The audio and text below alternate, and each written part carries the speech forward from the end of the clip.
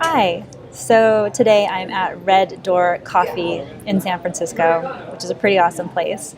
And I wanted to answer a question that has come up this week from a couple of different clients for me. And they are wondering about anxiety. And specifically, here's the question that my client wrote. She said, "Sometimes I worry that being too kind towards myself would mean that I push myself less or things won't get done." Now, this comes in response to one of the meditations, actually, to a lot of the meditations that I record, and this foundation practice within that meditation of being kind to yourself. So much of what I help people to do is cultivate this inner friendship and bring more kindness towards how they hold themselves. And this is a great question, this question of, but wait a minute, if I am too kind, does that mean that things won't get done?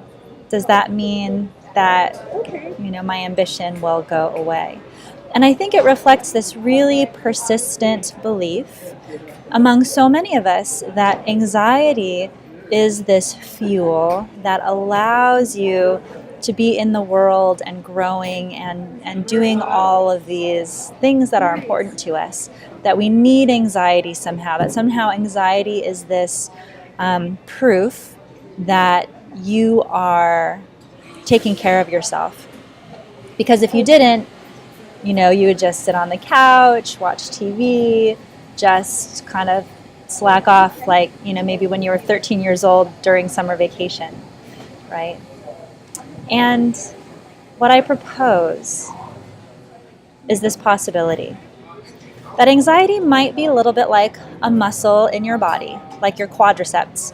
And we tend to over-strengthen that particular part, that particular mindset. We tend to over-strengthen and overuse that part.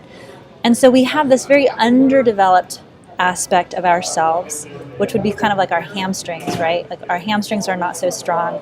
Our hamstrings are more like the part of us that says, you know what? I'm going to be really kind to myself. I am a human. I am learning. I am figuring this stuff out. And it's the part that then balances out this tendency to be overcritical or over-judgmental or too harsh with yourself.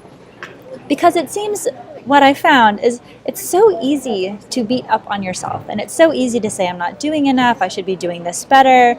You look around and you say, God, everybody else seems to be working harder than me, or everyone else seems to be, doing more than me. I'm not doing enough. I really need to get my stuff together. And you get caught in this mindset of anxiety and of worry. And there's a part of yourself that will say, I need this to motivate myself to move forward.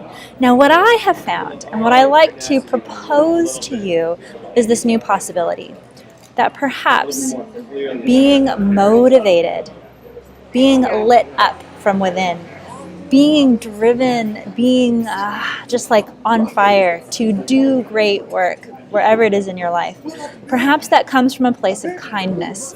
Like if you are your own dearest friend, if you are your own true life partner, don't you want the best for that person?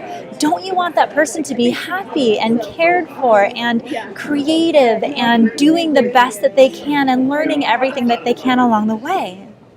And that is a very different emotional tone than anxiety, but there's still an incredible amount of energy in that attitude. And so because you already probably have an over-strengthened and overdeveloped sense of self-criticism, self-judgment, and anxiety and of worry, instead what we do with meditation is we look to cultivate what will bring that into balance. So we allow ourselves to let go of some of that anxiety, and at the same time you cultivate this amplified, this increase in joy, this increase in satisfaction, this increase in feeling like, wow, life is pretty amazing. And even though I'm feeling more relaxed and I'm not feeling anxious, I'm feeling really energized. Anxiety is a pretty inefficient long-term strategy for motivation because the cost is so high. the cost to your physical body and all of the stress hormones, the cost to being completely distracted and obsessed with these different thoughts, interferes with your ability to really enjoy a moment, the cost to your emotional life and how it can interfere with your ability to connect deeply with people because you're always concerned and worried and you're like, I'm not doing enough, things don't feel right, this isn't going well. All of that is part of what comes with using anxiety as your sole source of fuel. If what you want is more energy and more joy and more delight so that you can move forward and still continue to get a lot of stuff done, allow yourself to be motivated from this place of kindness, from this place of, you know what? Life is pretty amazing. And I'm not always super good at it, but I'm a human and I am learning. So be kind to yourself. And then instead of putting energy into feeling anxious, use that energy to just move you forward in an easy way. And that's when we get this really lovely experience of being relaxed and also energized.